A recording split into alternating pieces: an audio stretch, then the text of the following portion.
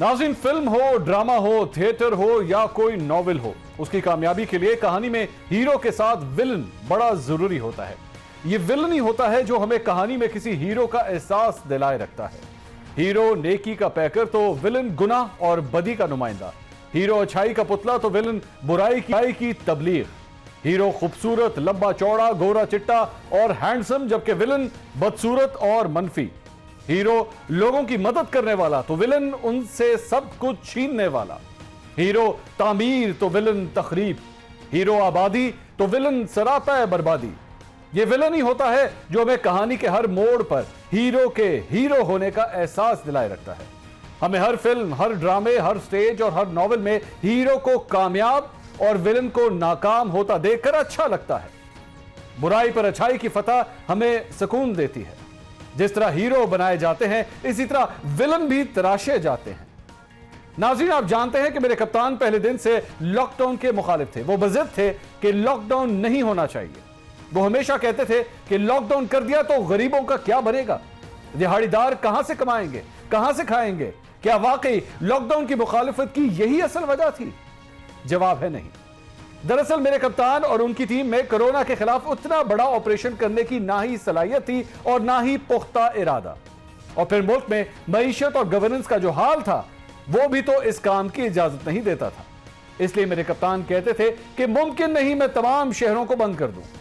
इसी मुमकिन और नामुमकिन के चक्कर में कोरोना के खिलाफ कीमती वक्त जाया किया गया, वसाइल जाया किए गए। पूरी दुनिया में शहरों को बंद किया गया। गरीब मुल्क हो या अमीर, हर किसी ने लॉकडाउन की पॉलिसी ही अपनाई और बेहतर नताइज हासिल किए। मुकम्मल लॉकडाउन ने चीन को वायरस फ्री कर दिया। न्यूजीलैंड ने इस वायरस को शिकस्त दी। सऊदी अरब और मुत्तहिदा अरब अमारात बड़े बहरान से बचे रहे, लेकिन हमारे यहां लॉकडाउन पर कंफ्यूजन रही।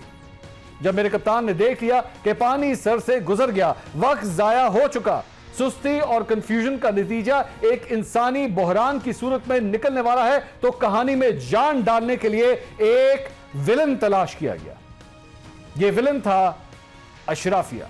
लॉकडाउन अनाउंस कर दिया जी, जल्दी से फौरी लॉकडाउन अनाउंस कर दिया। सोचा ही नहीं कि वो बेचारा दिहाड़ीदार, उसका क्या बनेगा। नहीं, अमीरों ने सोचा अच्छा जी 2-3 की, ये अमीरों को भी आता। एक एलीट ने फैसला कर लिया सारे मुल्क के लिए। इस अशराफिया की छतरी तले हर वो शख्स आता था जो लॉकडाउन का हामी था, जो लॉकडाउन में नरमी और कारोबार खोलने का मुखालिफ था, जो लोगों के घरों से निकलने का मुखालिफ था।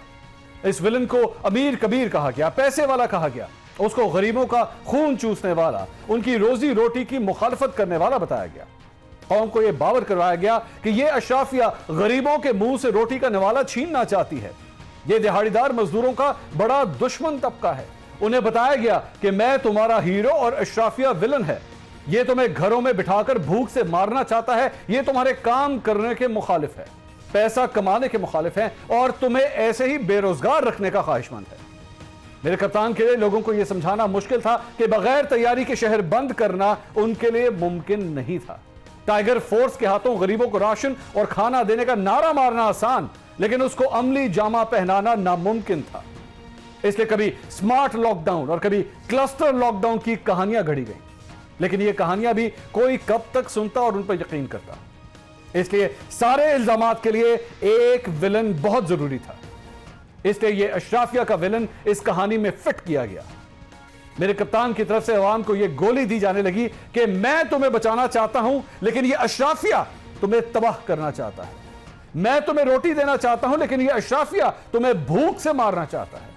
मैं लॉकडाउन खोलना चाहता हूं, लेकिन यह अशराफिया मुल्क बंद करना चाहता है। आप कोई टॉक शो देख लें, कोई प्रेस कॉन्फ्रेंस देख लें, जो भी मेरे कप्तान के खिलाड़ियों को समझाने की कोशिश करेगा कि लॉकडाउन में नरमी से नुकसान होगा, तो जवाब मिलेगा कि आप भी इसी अशराफिया का हिस्सा हैं जो लोगों को मारना चाहता है। आप भी विलन हैं। मेरे कप्तान अशराफिया की छतरी में यह भी भूल जाते हैं कि लॉकडाउन की मुखालफत करने वालों में वो डॉक्टर्स भी आते हैं जिनको किसी भी सियासत से ज्यादा अपने मरीजों की जान बचाने की फिक्र है।